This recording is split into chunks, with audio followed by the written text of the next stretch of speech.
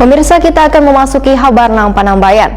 Musyawarah daerah PKS dilaksanakan serentak se-Indonesia melalui virtual. Melalui surat ketetapan penunjukan sebagai pemimpin PKS Banjarmasin, diberikan kepercayaan memimpin DPD PKS Banjarmasin kepada Matahari untuk periode 2020-2025, sedangkan ketua sebelumnya Hendra dipercaya sebagai Ketua Majelis Pertimbangan Daerah atau MPD PKS Banjarmasin.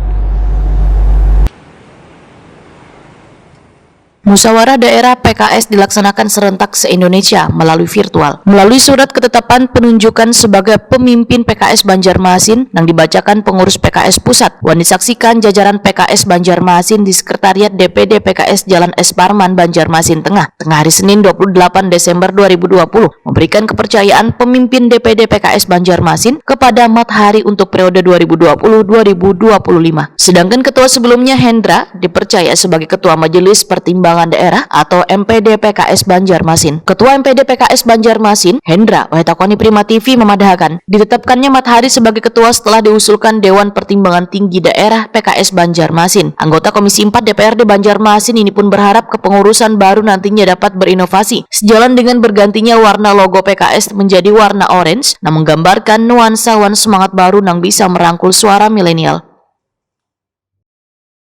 Ya, kepengurusan baru sih kita berharap ada sebuah inovasi baru gitu ya, karena kita sudah mengganti logo kita dengan warna oranye. Artinya memang semangat anak muda itu perlu dikembangkan terus. Ya, artinya kita memiliki segala harapan yang insya Allah bernuansa baru lah segalanya dari PKS seperti itu. Berarti ada mengait milenial ya untuk ke depan itu? Iya, intinya seperti itu. Temanya kita sebagai pelayan rakyat, jadi tetap di Indonesia kita menggelorakan itu, menyuarakan bahwa PKS sekarang sudah bertransformasi gitu, dari yang dulu terlihat kaku sekarang sudah bisa meluas gitu untuk merangkul suara anak muda seperti itu.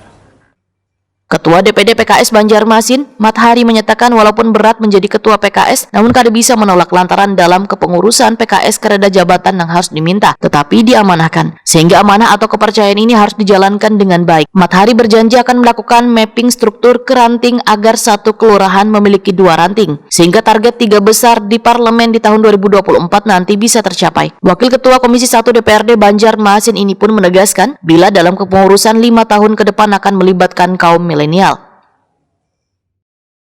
Struktur DPD PKS Kota Banjarmasin yang akan kita rampungkan insya Allah 10 hari ke depan, insya Allah nanti akan kita pressure supaya mereka benar-benar turun ke masyarakat, semua level, ya, dari orang tua, ibu-ibu, kemudian sampai milenial.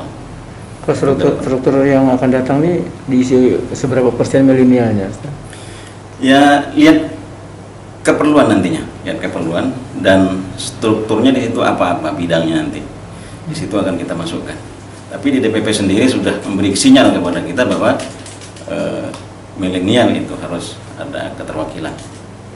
2024 target kursi parlemen Kota Banjarmasin berapa ketua, Pak, boleh tahu? Dari 5 kursi. Kita menantikan 3 besar pokoknya di Kota Banjarmasin. Berarti melebihi dari 5 kursi berarti? Melebihi 5 kursi. Berarti mengincar pimpinan. Insya Allah mohon doa semuanya. Matahari berharap kader PKS di Banjarmasin selalu solid, struktural, tetap terjaga dengan baik turun ke tengah warga.